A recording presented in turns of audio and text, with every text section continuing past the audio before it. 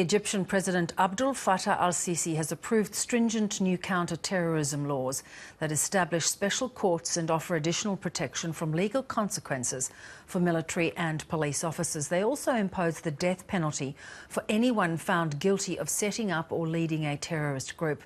Human rights groups say the legislation will be used by Mr. Sisi to crush dissent.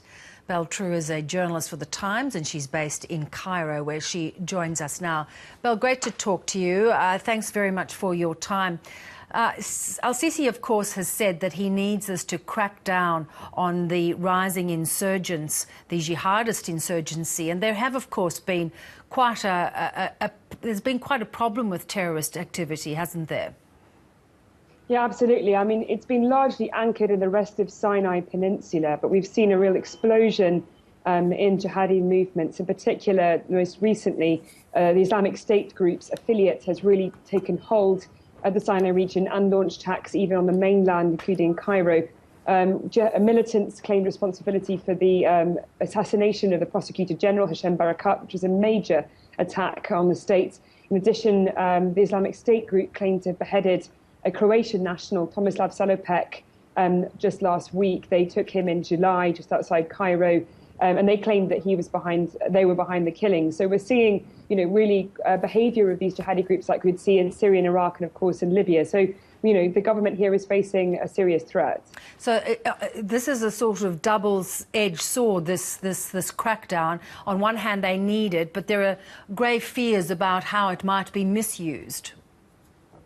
Well, since the military overthrow of Muslim Brotherhood President Mohamed Morsi in 2013, the state has used this kind of rhetoric, this war on terror, to not only crack down on the jihadists, but also on perceived opposition groups, in particular Mr. Morsi's Islamist group, the Muslim Brotherhood.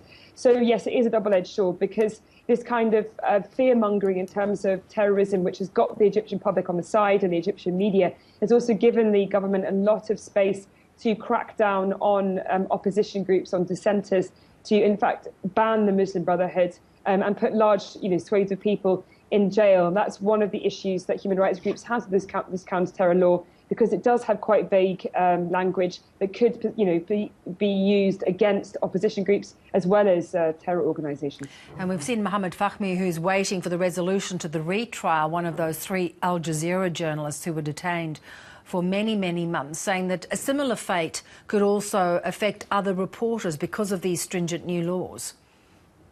Well, actually, inside this particular law, there is a reference to journalism, which I guess is what Mohammed Fahmy is referring to, which is quite worrying, which is that any journalist who publishes what the state considers false news, so if they maybe use a source that doesn't tally with what the government state line is when they're discussing terror attacks, will face a fine of up to $65,000 US, which is obviously a huge amount of money, and would prevent journalists from reporting anything but the government state line. So it's criminalising really any other opinion to what the government wants to push forward, and that's what the 3 journalists Al Jazeera have faced. They were accused of falsifying reports in support of terror groups like the Muslim Brotherhood. So it's worrying precedent, really, for journalists here in Egypt in the future. How's it going to affect your ability, for example, to work on a daily basis?